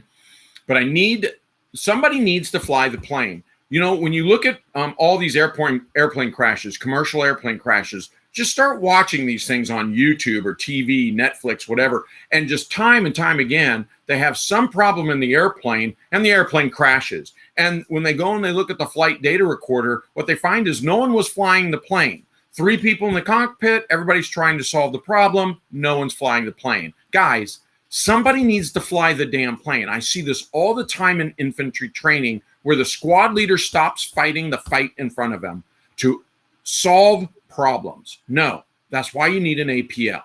But don't ask your fire team leaders to do this because your fire team leaders has 3 people below them, themselves, and 1 up. That's 5. That's your span of control. Okay, so your fire team leader isn't going to be able to play your deputy. No, he's got too many responsibilities in the fight. You need a deputy. Okay, enough of that. 2 people on the deputy. My first fire team and my second fire team look almost identical. They're my fast fire teams. They are made up of a fire team leader, usually an LSW gunner, maybe some kind of DMR, and then the last rifleman. Notice no grenadier yet. I haven't mentioned that. The last rifleman is just that, a rifleman, but If we're going into an environment where I need them to carry an AT-4, an M3 Gustav, Javelin, I don't care what it is. If I need them, they can, the last person in that 4-man fire team can strap that onto his back. Now, the other, that's Alpha fire team. Bravo fire team looks identical. It is a mirror, okay?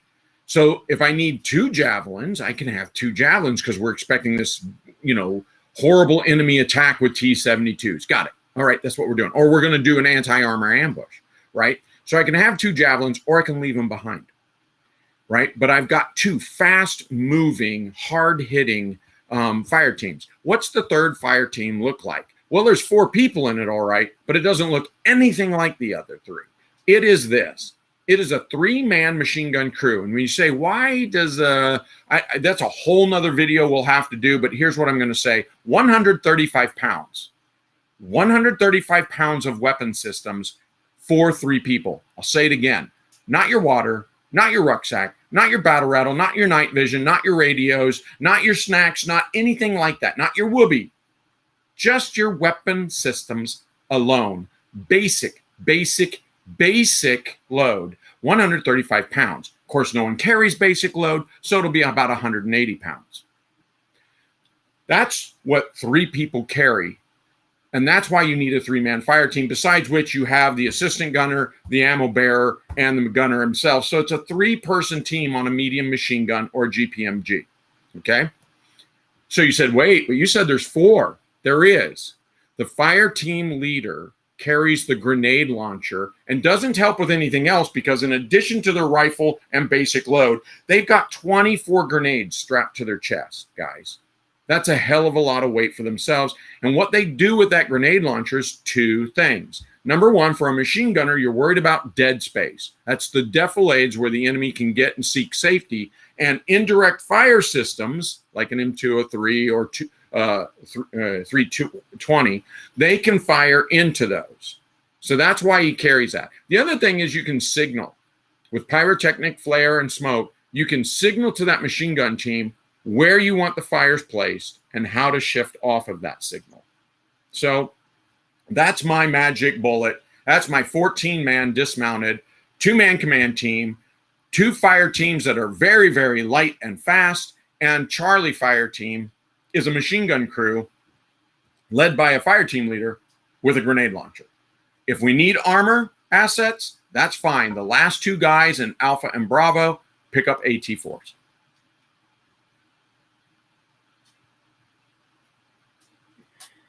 Did you mention anything about a designated marksman in there, Doc? Or did I miss? Okay. No. Your fire team, like I said, you have M4s for your fire team leaders, Alpha and Bravo, then an LSW gunner is the first guys, 2 LSW guns because you need 2 per squad because they specifically hunt and kill weapons crews. And then finally you need, each one of them gets a DMR. That's the 3rd man in each of those Alpha and Bravo is a DMR. And the last guy's got an M4 carbine, or hell, I'll give him a pistol, a little commando, because I'm going to put a M3 Gustav on that poor bastard's back. So I've got a. Sounds a lot like Go ahead, this. Brent. Yes, there it is. I think it's important for guys to understand that photo that you just put up there, Brent. Those are all volunteer guys.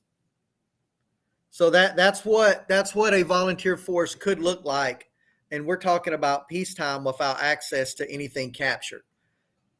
So I see a lot of comments, and I kind of called somebody narrow-minded, and I don't mean that as a personal attack, but let me sort of explain, because someone asked about the militia side of this discussion, because that's certainly where I would fall, because I've not been in the big military. But I'll say this, that don't.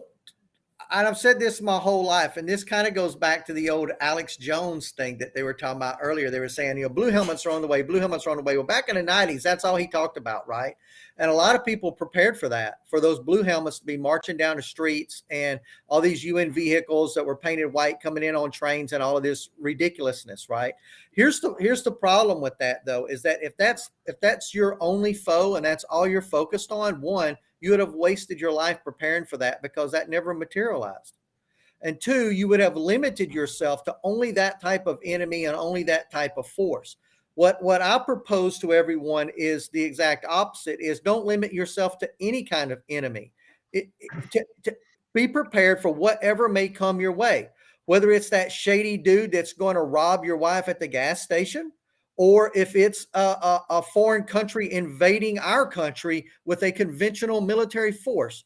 Two extreme differences in enemy, but both just as threatening to your life and your family. So be prepared for anything that may come your way. And when it comes to squad size and being able to obtain equipment, it's not just what you have in your basement. Again, we talked about those food stores. You may not be stuck at home and only fighting from your home. If the enemy has claymores, then they're going to have trucks of claymores resupplying those claymores to the frontline troops. If you can take out one of those trucks, guess what you have? You now have a truck of claymores. If they have tanks and their tank gets stuck in the mud, guess what you now have? You now have a tank if you can get it out of the mud. This is playing out in Ukraine every day. We can see it. And so don't say, I only have an SKS in my closet, so that's all I need to know how to operate and fight with. No, when something breaks out, depending on whatever that conflict is, you may all of a sudden find yourself with a case full of claymores. You may all of a sudden find yourself with a javelin anti-tank weapon. Do you know how to operate that? Why not? Brent's got videos on it. Check out his videos. He'll show you how to do it. Get your training manuals. Talk to somebody that knows. All I'm saying is that, don't limit yourself to only the situation that you foresee or what you think is going to happen before you. Think broadly. Be prepared for anything, whatever goes down. As the old Eagle Scouts say, always be prepared. Yeah, be prepared for anything, whatever comes your way. That's going to increase your survivability. That's going to increase your combat effectiveness. And the same thing is true on squad size.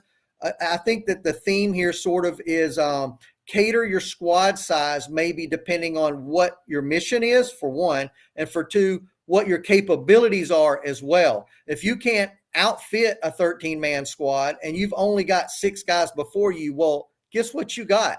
You got a 6-man squad. Know how to deal with it. Well, just to go down that rat hole of blue helmets coming, I'm sure Doc will back me up on this one. If you've ever worked with the UN, especially in Africa, you have nothing to fear. There's nothing to worry about. I mean, you could lose a family member driving to work because they drive terribly. If you have goats and sheep, they'll be mysteriously disappearing. That's probably your biggest. Exactly. I mean, my God, the UN in Africa has been the most incompetent organization ever. And the fact that the people were worried about him come here, great. Easy shit to steal. There's nothing to worry about, anybody. If you've ever seen the UN in action, you have nothing to worry about. I'm telling you, though, Les, there was a time in the 90s where there were some, I remember everybody's worried about the black helicopters and the blue hats. But there were people that really, really, truly believed. I mean, there were people seriously planning on taking out train tracks, taking out communication towers, really putting plans in place should these blue helmets show up, all over a conspiracy theory, which I'm fine with conspiracy theories, but they put all their eggs in that one basket.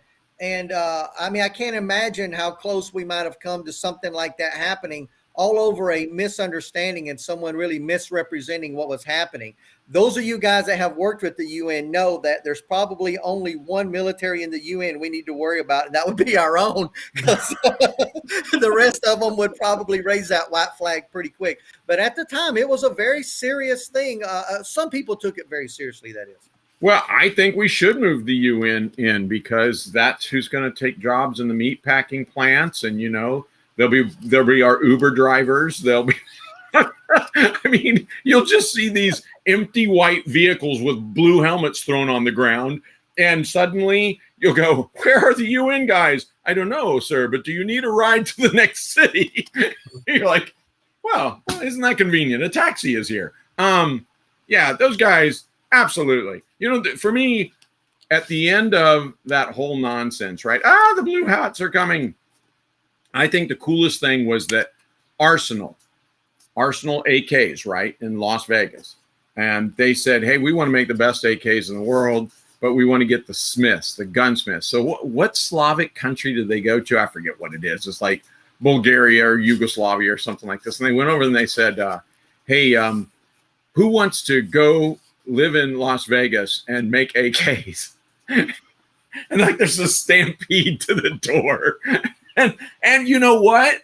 And I will argue that quite possibly the best made AK in the world is the Arsenal AKs in Las Vegas, Nevada. So I've heard the company's been mismanaged. I've heard all sorts of stories like that. Maybe so, but there's your blue helmets.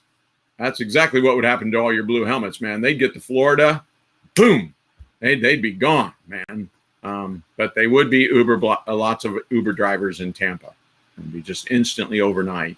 You'd have a lot of them. I'm gonna jump in here and pivot back to like militia billets and weapon systems and stuff like that. And I saw that we had Everyday Marksman over there in the comment section, so we did talk about this on his live stream one night, and it's a pretty good conversation. So if you guys haven't seen that, I advise you to go over there and check that out. But you know, what would a civilian militia squad be outfitted with, and what billets? And somebody else posted something. We got to think about something, because you know, we talked about billets in a military squad and what would that look like. And we talked about grenade launchers and fully automatic weapons and stuff like that.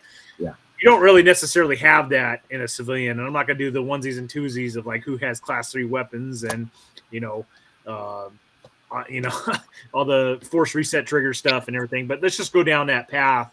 And absolutely, you know, if you have a 6 or 7 man, squad that's, militia oriented, everybody's got semi-automatic weapons, right? And we've talked at length about automatic rifleman rules and how you can set that weapon system up, right? A AR with a heavy barrel that has a magazine that has like 40 rounds, or a drum like a D60 or whatnot that's able to provide that suppressive fire, that aerial denial capability, that simulated automatic weapon fire. Because I can promise you, somebody on the other receiving end of that probably isn't going to be able to tell the difference whether being suppressed with full auto or precision aimed, well aimed, high rate rapid semi-automatic fire. Or yeah, right, like, oh, you only got me with 400 rounds a minute, not 700 rounds a minute. It doesn't matter. You still got stitch with 8 holes in you. Yeah, John has a really good, he did a very good, what'd you call it? The aerial, what we would call a light support weapon, an LSW. He did one on a semi-auto aerial denial. Am I getting that right, John? Area denial weapon. Yeah, I got a couple of videos up on 2 of them that I did. Yeah, and it's pretty much the same thing as the Klein Machining AR RPK. Same exact concept. So, like, in my opinion, if you're going to roll with that 6 or 7, one of those fire teams needs that light support weapon. The other one needs a designated marksman rifle. And then your other Joe Blows can have your standard rifles. Well, that's how the weapon systems that's available to you really comes down to 2 that are in plentiful quantity. And that's going to be a carbine/rifle, semi-automatic, whatever caliber that floats your boat, and then some type of DMR, which is going to be a deer hunting scoped rifle, basically. Those are your 2 most plentiful weapon systems, because as cool as the Klein Machining AR is, and they are freaking cool, they're also a specialty weapon, and they're not common. And even things that fill the role are not common. Now, the cool thing about it, you don't even need a forced reset trigger or a wide open trigger or whatever you want to throw in it, because in the video I did on it, comparing it versus the binary trigger versus just having a very good DMR trigger in there, in my case, it was from KE Arms, I could keep up a pretty good volume of fire with that. And I think, Doc, we computed out that with the binary trigger, we were putting about 700 RPM. And I think I was running about 4 to 5 with that nice precision trigger because of its nice reset and smoothness. So you can put out a volume of fire. And honestly, everybody can then become an automatic rifleman if you have your semi-automatic rifle. Okay, so there's where I take some umbrage. I absolutely agree with you if you're saying, what's the capabilities of this human, and what's the capabilities of this machine? Right. There's no doubt what you just said, Les, is absolutely true. And I think that was the point of John's his video on the area denial weapon. My point is this. Let's give everybody rubber band guns for a minute, like Nerf guns. Seriously, just for a minute, we're going to train and we're going to give everybody Nerf guns. And here's what I'm going to say. I'm going to say we're in our 6-man team, right? And I'm going to say, all right, Chad, you got a Nerf gun, and I want you to shoot of enemy targets. I want you specifically to target command and control. Anybody with a radio, anybody that looks like a boss, I want you to shoot them, Chad. That's your primary. Now, your secondary is anybody who's close to you, because I don't want you to die. But your primary is command and control. All right, Chad? Les, I'm going to give you a Nerf gun, and I'm going to ask you to shoot real quick at anybody who looks like they are a crew. They're a weapons crew, a grenade launcher crew, a mortar crew, a machine gun crew. I want you, and as a matter of fact, John, I'm going to give you another Nerf gun, and I want the two of you to be my LSW gunners. And I want Chad and Bruce to shoot command and control. Don't worry about the nearest guys. The nearest guys, Brent and I are going to take care of. You see what I'm saying? We're all carrying exactly the same 6-shooter Nerf gun. Doesn't matter what our capabilities are. Doesn't matter what the weapons capabilities are. It means we all have a priority target. With with Les and John, Pegasus Test and Alpha Charlie Concepts, they're going to have our quote unquote Nerf LSW. It's just a pistol 6-shooter, but we need to say your primary targets are weapons crews. Then Chad and Bruce, I'm going to say your primary targets are command and control. We want to shut down the enemy's command and control. Again, everybody has a secondary target of defend yourself. And then Brent and I, we will protect the 4 of you by shooting the closest wolf to the sled. Anybody who gets in near that doesn't meet one of those two, don't worry. Well, it does. Doesn't matter. Brent and I are just going to shoot close people. We're going to shoot the closest people. What we've just done is target prioritization. Now, back that up, put AR-15 hand, and let's go do training with live fire. Now I want to make sure that weapon system meets each of our own capabilities and trick out the weapon system for John and Peg and for Les, for you two to go, okay, we're going to create our AR-15 because they're Tinker Toys. Who are kidding? They're like accessory Barbie dolls for men. You're going to create 2 LSWs. Chad and Bruce, you're going to create 2 DMRs with your AR-15s. Brent and I, we're going to get super sexy and get like 10-inch barrels because we're shooting guys at 50 meters, right? So this is what we're going to do. We're going to specialize our weapons now that we have our specialized roles. And that's how I would recommend. And I've discussed this at some length with Everyday Marksman. And I think that's really what you're looking at is you just take the tools you have, you assign high priority targets to all the members of your team, something like that. And I just did that on the fly, whatever makes sense for you guys. Right. But yeah. I'm digging it. I'm digging it, Doc. I tell you, I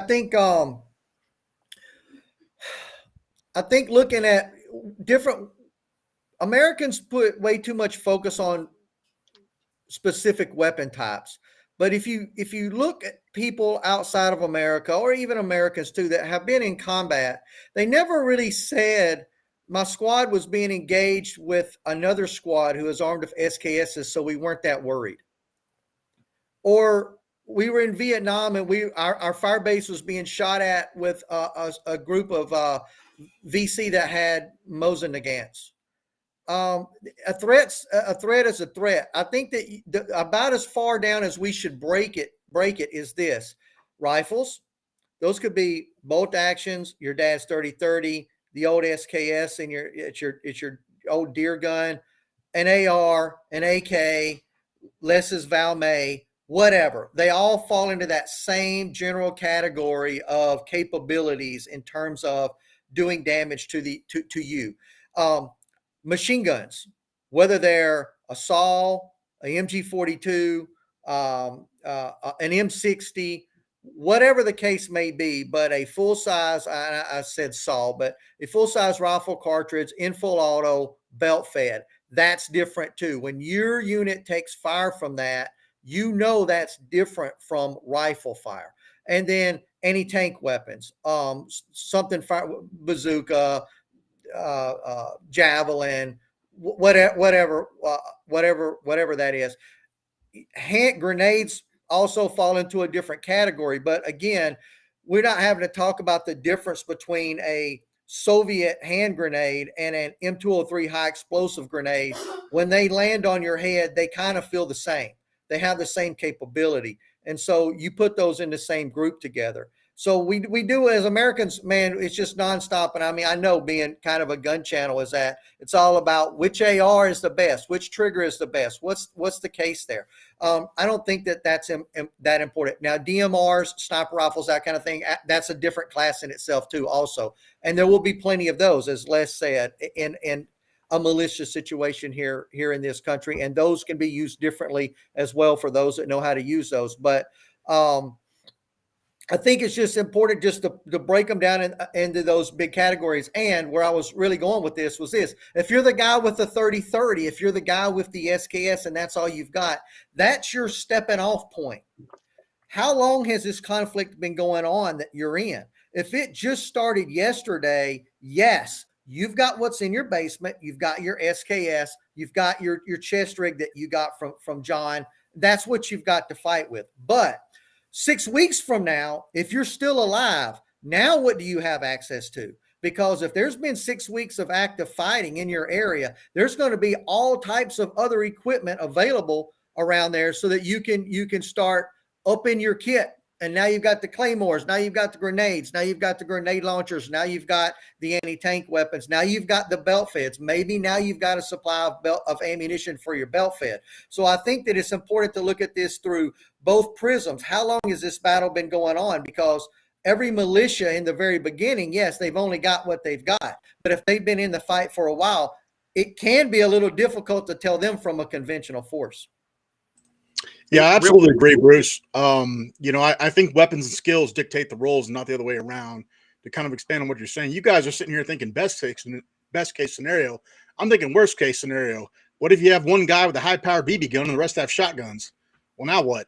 You don't really have the luxury of assigning roles. You may have a 9-man team armed only with pistols. So you're absolutely right. I agree 100%. Hey guys, I want to make one quick point, and this is trying to piggyback on what Doc was saying. But so this picture right here, obviously this is a one Shepherd semester, and it's broken down by squad. So you're seeing 3 distinct sections, and off to the left you see the 2 leadership, the patrol leader and assistant patrol leader. But I'm just going to zoom in here. If you guys can see, every one of these guys essentially has what is the same exact weapon. It's an AR-15 platform, right? But you'll notice that one guy has the life support weapon, right? He's that designated automatic rifleman role. And then you also have 2 designated marksmen here. I'm not sure. Maybe the other guy's concealed here. Like on this other team, you see that some of these guys have scoped 20-inch rifles, right? They have optics, and then you have guys with that designated life support weapon. But none of these weapon systems here are what you consider like military restricted weapon systems, right? These are all civilian legal to own weapon systems. And I'm telling you guys, obviously I was a patrol leader in that picture. That was a lot of ass, a lot of fucking ass. And that, if you were to bring that ass, and those are all just civilians attending a one Shepherd semester, if you were to bring that ass to the fight, goddamn, that's a lot of firepower. And they're all equipped with essentially the same weapon system. And in this day and age, guys, the price of AR-15s, like, there's no reason dudes are running around with SKSs. Like, I love the SKS. I collect all kinds of com-block weapons. I have metric fuck tons of AK variants and SKS variants and PSL, all kinds of crap. Guys, the AR-15 is America's rifle. And they're so plentiful, so cheap. And, with all the caliber restrictions on terms of like keeping the Russians from importing ammunition, like 5.56 is here to stay. It's developed domestically, like militia terms. Like A AR-15 should be your primary go-to weapon to buy. We are not in the 90s anymore. The SKS is not a viable option for you anymore in terms of modern combat. If it's all you have, okay, but really you can't afford the $400 AR from PSA. Well, that's a great point, Brent, because they're $400. There was an ad today of $400 mid-length, even in Doc's beloved OD green. So, but if you can afford one, afford two, because there's one thing as a militiaman, you're going to lose stuff. And another great example of that, a few years after the Bundy Ranch, there was a gentleman up in northeast Pennsylvania called Eric Frayne, killed off a state trooper, and then they went on a massive manhunt. And he was a big Serbian reenactor, but he was also a prepper. And he went into the woods, and it took weeks to find him. They actually found him in an abandoned warehouse eventually. But one of the things they kept finding was his caches. So, he had plenty of weapons stashed everywhere. And that's one of the things in the militia you're going to lose. So, no disparaging against Daniel Defense. It's a great rifle, but you can buy 3 or 4 PSA equivalents, and just accept the fact that you're going to lose, And while you should definitely have John's UW gear as your primary, having just an LBV 88 or some Alice gear as your third line backup in case you lose your stuff is never a bad thing. Or having it to equip the guy you recruited to become part of you who was not smart enough to have John's gear. You can give him the crappy government surplus. So quantity has a quality all its own when you're in the militia. And just because there might be 6 of you in the team, you should have at least a dozen weapons or access to a dozen weapons. Yeah. So, did you pull something up? Okay. Didn't know if you're sorry. I was trying to highlight how somebody said, I love how Marines use fuck as an adjective for anything. Well, it's versatile word in the language. The comments move so fast that sometimes the wrong comment gets highlighted. So. That word isn't a cuss word. It's it's that. That's all we're saying. Right. Anyway, so someone, no, I think it was David Reed said, well, how are you going to do militia against drones? And this is the hype, but it's not. Okay, this is the hype coming out of Ukraine, and it's the hype coming out of Syria. It's not hype. Drones are an inevitability. They are the future. They are part of our situational awareness. This isn't even new. This has been true since, 2007, really. We started fielding platoon and squad level drones, at least in practice. And so that's reality. That is reality. And I don't mean to say, they're not going to go nowhere, this newfangled gadget. No, it's definitely the future. Full stop. Last fall, one of the teams in One Shepherd deployed a drone. This spring at Bravo Company, that was out at Alpha Company. This spring at Bravo Company is the first time ever. We've had drones deployed before. I've never had drone on drone at One Shepherd. And by God, both teams deployed their drones. And what I'm trying to say here is no one ever saw the enemy. So they're deploying the drones, but you have a big operational, battle space. And it's hard to know where to focus it. Just throwing a drone doesn't find the enemy. What you do is a reconnaissance team goes, enemy spotted, moving this direction at this point.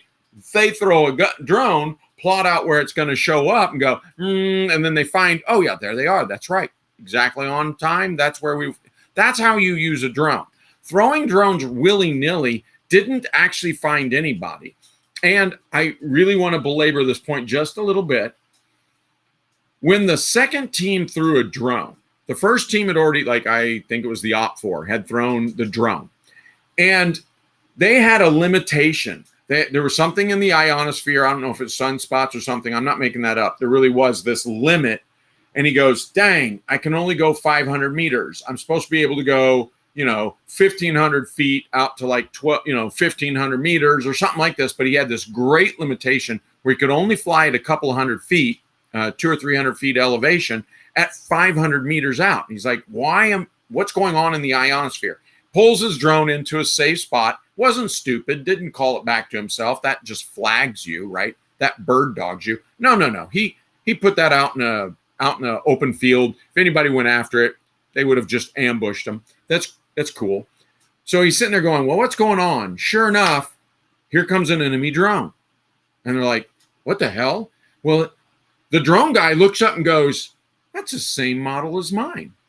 And it's coming from this direction. Now, the enemy wasn't dumb either and didn't call it directly back to them. They knew better than that. They're not stupid.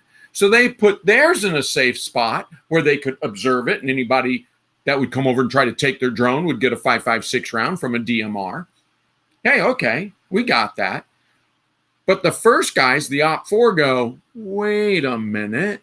That's the same model as mine. I'll bet they had the same limitations.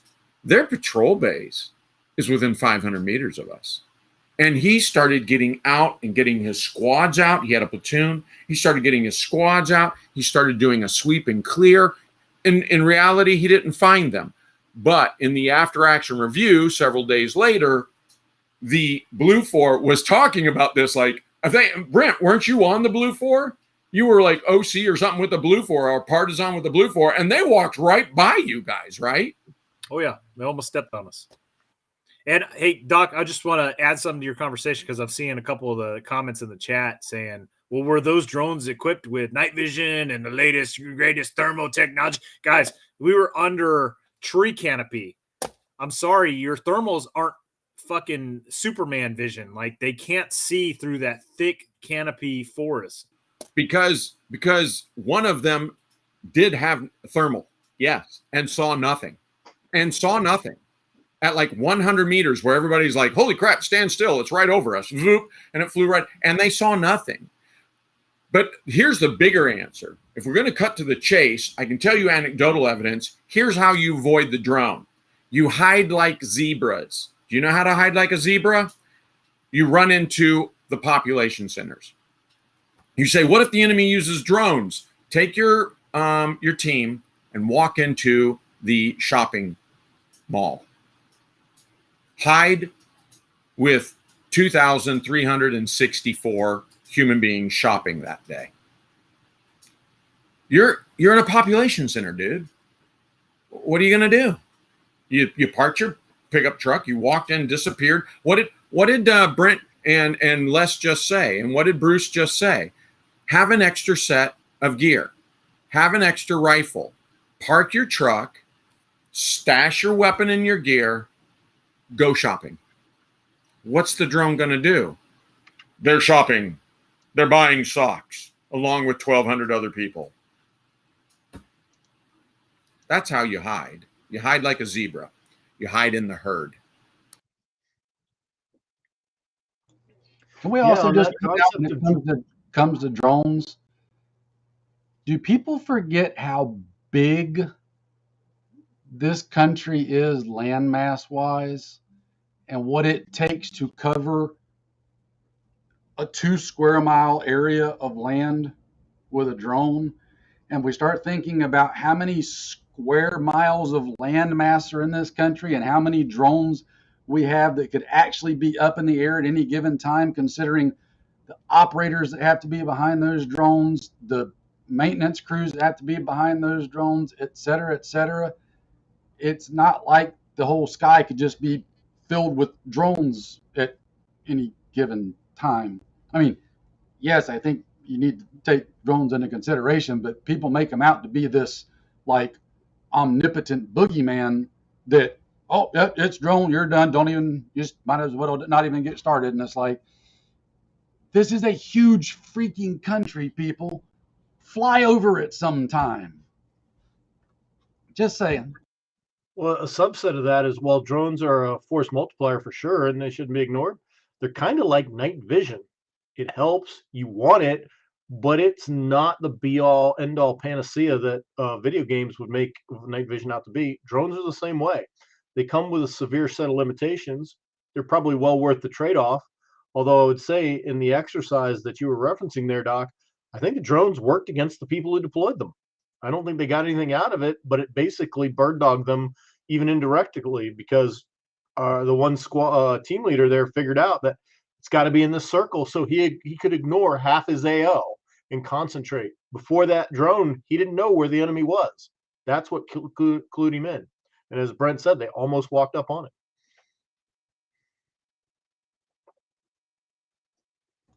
That's why I said, I mean, don't dismiss them. There's something to definitely take into concern. But I mean, my God, some people just like soil themselves at the mere thought of it. It's like, all right, chill out. This is what Yeah. people think drones are. They think it's that, and then there's enough of them to be in the air to cover like every other square mile of the continental U.S. To be fair, I might poop myself if I saw that drone too. Speaking of drones, though, and turning it back to squad size, they're certainly deploying drones in Ukraine. We can see them using those to track Soviet vehicles, Soviet fixed emplacements. As John kind of mentioned, they don't seem to be that effective against an individual squad, but vehicles and troop movements and bridge crossings and things like that, certainly. But here's where I'm going with this. Now you've got to have a guy or two guys in your squad dedicated to operating, maintaining, carrying that drone. And that's two guys that aren't carrying anti-tank weapons, belt-fed machine guns, or things of that nature. So again, on that squad size, do we plus up it to two and we're starting to reach platoon size now and no longer squad, or do we cut back on some of our combat or some of our weapons capabilities so that those guys can carry that drone? Because even the smaller ones that are effective are backpack size, take up a soldier's entire backpack. So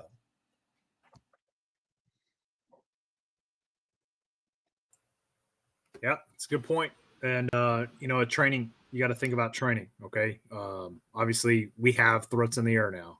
Okay. The drone is a threat. It's more of a reconnaissance tool, in my opinion, in terms of the squad level. Unless you're flying, ginormous predator sized drones from the local Air Force base, the drones that we typically encountered in Ukraine, as far as I'm concerned, are the smaller portable man-sized ones. But the videos I'm seeing where like the drones are dropping hand grenades and stuff on Russian troops, like those seem to be rear echelon guys, not paying attention. Some of them aren't even carrying rifles. So I would venture to say that the frontline infantry types that are manning those positions are, when they see those little squad-sized drones coming towards them, are shooting at them like skeet. And obviously, we're not going to see those videos because those aren't going to be posted up because they're not propaganda, right? Yeah, I mean, so all of the things that we're discussing about the limitations of drones, the responsibility and the burden of drones, I think are all legitimate. And none of us are saying, drones aren't a real thing. It's all fake news, man. No, none of us are saying that. We're all saying, look, drones are the way of the future. Here's two ways that I think drones are being used that I think are going to reinforce old school habits and practices. One thing I'm seeing, and this is where the Ukrainians are doing it very well, is they are following columns and then looking for, we used to do this. I remember in the 80s, I used to talk about, especially being a mech unit, look, use roads, use improved roads, don't get off the roads. When you get off the road, beeline for the tree line and make sure everybody use that same path. So you don't see 18 different vehicle tracks going for the trees, but just one. And don't make it all sloppy. Make it look at right angles, like it's a farmer's vehicle track or something like this. There were ways that we were very, very concerned and aware of what are our infantry fighting vehicles, our motorized artillery, our tank support. How do we hide that maneuver evidence from the sky? From helicopters is what we were trying to hide it from. Helicopters and spy planes, but really now it's drones, which are even more prolific and present less risk to the enemy because these are unmanned, right? So we're going back to that because the Ukrainians are finding, hey, we found the enemy's artillery and we can do counter artillery fires by watching how much mud they're digging up through a green field with winter wheat coming up, right? And now all this mud trail. And so I'm like, yeah, Ukrainians are doing this really clever. The Russians are also doing something. Remember who's on the defense, guys? It's Ukrainians. And they're doing, instead of fighting positions, they're using more developed trench networks. Hallelujah. Trenches are fantastic. Where's their overhead cover? My God, when a drone flies over there, it looks like this is 1916 on the Somme. I'm like, guys, you can't do that anymore. You know, and I'm watching that drone call in, a Russian drone, call in artillery fire on these poor Ukrainian bastards. And then a couple days later, you see a Russian news and there's all these dead Ukrainian soldiers. And I'm like, God damn, guys, you can't be obvious anymore. So the Russians are also using drones effectively. And I don't think anybody on this panel, just for the peanut gallery over there, and I'm sorry, just for Brent's valued listeners, you know, none of us are saying drones are stupid and aren't the way of the future. They are.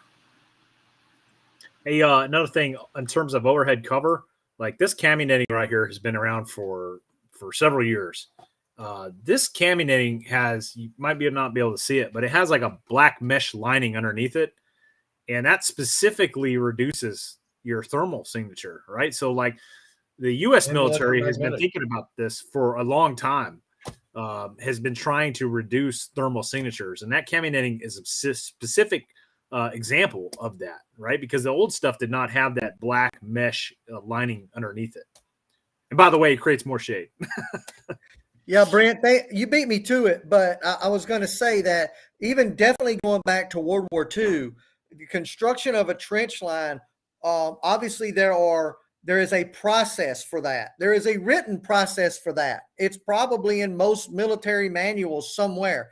And part of that process is to conceal that trench line once it's been constructed from overhead visibility, because obviously even in World War II, spotter planes would fly around. They'd say, hey, there's a trench line here that wasn't here 2 weeks ago. What artillery unit do we have in the area that can soften that spot up? And you've got artillery guys just waiting up to cock the cannons on that thing and wipe out units that don't have their trench lines camouflaged. So this isn't like new technology. Yes, thermal is somewhat new technology, but the principle is the same. Like Brent was saying, you cover that trench, you dig trenches at night and you camouflage them before the morning comes.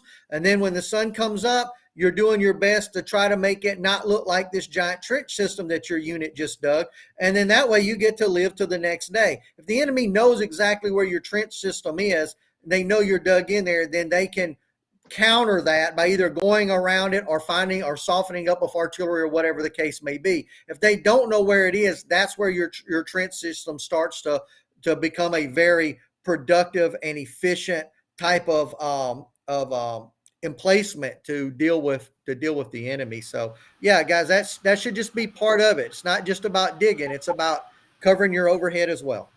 And let me go ahead and chime in for the other side, since I brought it up. When you're getting ready to move those vehicles, I don't care whether they're 22 pickup trucks with your militia in it or whether they're Bradley fighting vehicles. We used to have chemical warfare units. I don't know if we still do. One of the things they did was inert smoke, and they would take these they look like tractors, they look like tractor engines, and they were use diesel, and they would just intentionally go into this and they would play with the diesel with some kind of water drip until it made thick white smoke. 3 of those in a half hour could easily in a half hour, 1 kilometer wide by about 3 kilometers long. You couldn't see it. A thick, white, oily, stinky cloud. Drones can't see that. I think that's the same technique that Soviet armor uses for their smoke when they're trying. If they need to move and want to smoke the area out, they can do the same thing. Yeah, I saw North Koreans do this where they took out whole entire valleys between mountain ranges and just miles. And they would do this in probably about an hour and a half, 2 hours. There'd just be, Jiminy Christmas. There's nothing above 300. If you're flying up 300 feet trying to look down, all you see is white, fluffy cloud. And I'm told, this is down on the hush-hush because I don't know how true it is, but I'm told the United States military is experimenting with stuff inside the diesel that will further frustrate even thermal capabilities of drones. In smoke, in the smoke, will hide thermal register of vehicles. So they were doing that back in the 80s with the smoke dischargers on armor. really, Yeah, they were. I remember seeing things claiming that those smoke grenades had some anti-thermal properties in them. well, there you go. I mean, there are some old school fixes. We're going back to artillery net and smoke, right? To hide this stuff. That's the fix right there. There you go. Well, guys, we're No, 5 mics till 2 hours. So if you guys are good, let's start going around the horn for an end result here. Everybody good? let's do it. All right, let's go. Final thoughts, composition, and squad size. Your preferred. Maybe your mind's changed. Maybe it hasn't. But for military and civilian militia, starting with Chad. Well, first of all, let me say fuck Trudeau, because I got to say that. But let me say there is no right or wrong answer here when it comes to squad size. It's simply a question of comfort in this.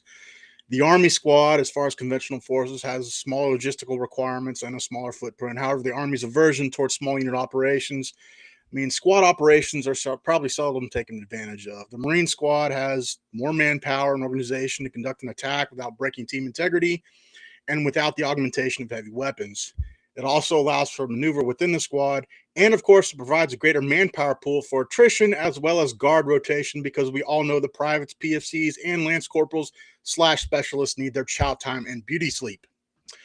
For militia, obviously, manpower and equipment may dictate, but I think the 6 men is something to strive for. I think militia units will probably work in a similar fashion as alert teams did in Vietnam, which were usually employed in 6-man teams. Militia will most likely infiltrate an area, conduct an ambush of the enemy, and disappear, and they will be hitting soft targets. So that's my opinion on that.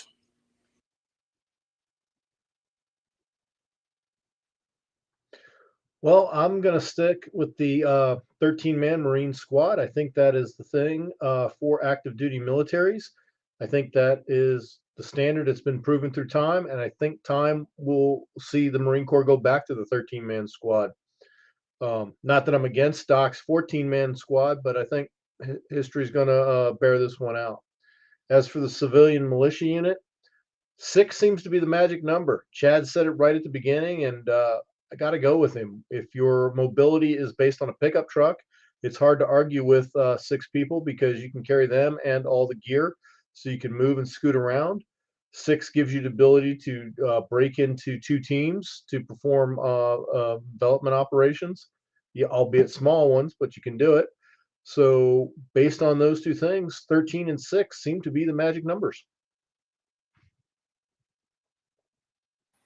Well, I'll leave the big military discussions up to those guys that have kind of been there. But I'll say from the militia side, mission dictates, your capabilities dictate, your logistics dictate.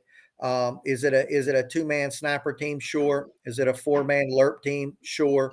Is it a 15-man team armed with belt feds and anti-tanks? Sure. Depending on what capabilities you have at the time. Is it early in the conflict? Is it later in the conflict where those things, types of weapon systems are more readily available? How much training does your militia unit have? I know some guys talked about, there's be a bunch of fat dudes out there with no cardio. On day 1, it would be a bunch of fat dudes with no cardio. On week 4, if they've been training hard every day, their cardio is going to start getting better. And so we can't think about this thing as always through just a day 1 perspective, but it could be 6 months in where the units had 6 months to train together before they decide to go deploy somewhere, whether the fight comes to them or they go and find the fight. So again, I think that just mission dictates when it comes to militia-sized units.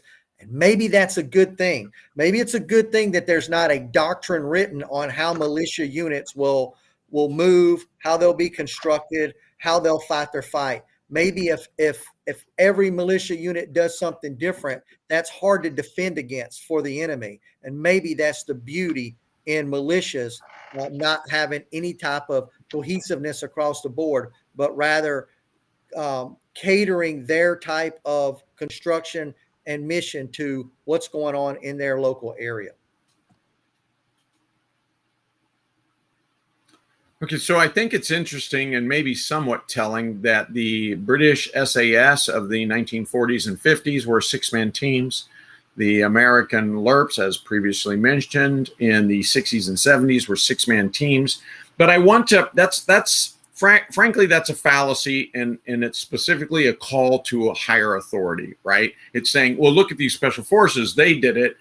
I think, and so that is a fallacy. But at the same time, I think that they did it for several different reasons that are, in fact, perhaps applicable to militia. And we've panned out several of those here. They're easy to form into. Six-man teams are inherently easier than a 9 or 13 or 14-man team. They are easier to transport. They are easier to support with cash and hide houses and safe houses. They're easier to feed. And a six-man team allows just enough of a rest cycle while actually deployed. Say you're in a hide position for 7 days at a time pulling surveillance. So that allows enough of a rotation, right? 2 up, 4 down. So I think for many reasons, the six-man cell or six-man team inside of a militia group is probably the most suited to it. Or again, here I talk about them being an insurgent cell or a militia cell. And I recognize that they can then, like Legos, attach to other six-man cells to conduct direct action raids and all sorts of other things. As they transition towards a guerrilla warfare and then towards legitimacy as a military force, they will again restructure themselves. As for the United States military, I see this through Army-centric eyes. And Army-centric eyes say, okay, if you're mounted, you're going to have a vehicle, and that vehicle is going to be somewhere between 9, 10, and 11-man squad. Makes total sense because part of that is dedicated to the vehicle crew, and that gives you your third element, 2 dismounted fire teams and your vehicle crew. All right, boom, I'm there. When it comes to dismounted, that means non-mechanized. I'm talking air assault, airborne, mountain, jungle fighters. When you're talking about dismounted formations, 14 man, 3 fire teams, okay, with the third fire team preferably being a heavy fire team, meaning machine guns and grenade launchers. The other ones being very, very fast, and I wouldn't burden them with heavy weaponry unless I knew I was coming against armor. And I would give them, javelins or AT-4s or whatever, 1, 2, Alpha and Bravo fire team. And then there'd be a 2-man fire command team. Why 2-man? Because the squad leader needs to fight the fight in front of him. Now, the thing to remember about this is that it has brilliant support behind it. And one of the things we're seeing in Ukraine is a truism, and that is that the Red Team Army is, of their deployed force, right? Your deployed fighting force, 20% of it is logistics. For the United States military, 60% of your deployed force is logistics. So when I say a 14-man squad, I do mean fantastic logistical support for it, airborne support, waterborne support for it. And so, yes, but the brilliance of this is that at the 14-man squad, I can operate semi-independent of the platoon, of a platoon with 3 squads and its own command team. I can operate as a squad leader, semi-independent, without begging for other assets. I have enough combat power to pull off essentially any combat mission that a squad or a platoon could be expected to do. So that's my magic number.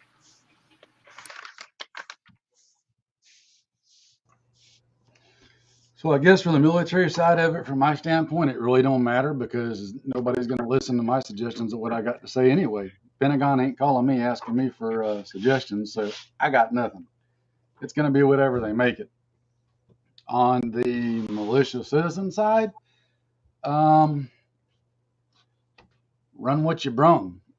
I think we can pontificate about it, but the reality is going to be you're going to have to work with whoever you got and whoever you can put together now. So might be 2 men, might be 4, might be 6, depending on a lot of variables that could change what the ideal number is. Because one thing we didn't get into is what is the perceived threat that the militia / armed citizen would be dealing with, because that perceived threat could totally affect what that most effective number of squad fire team people could be. Other than that, let's go Brandon. Well, you guys can't see it when I have the screen maximized, but I can see everybody's individual camera off to my side, and you got to see the guys all cheering and stuff when certain words are said.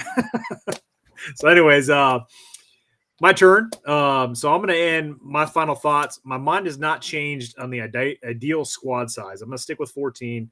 My experiences in both the Marine Corps infantry and training at One Shepherd, I tend to think that is the ideal size. Now, with that said, in my 20 years of Marine Corps infantry, how often have I seen a TO, platoon, squads, everybody's TO? One time, and that was right before the invasion in 2003.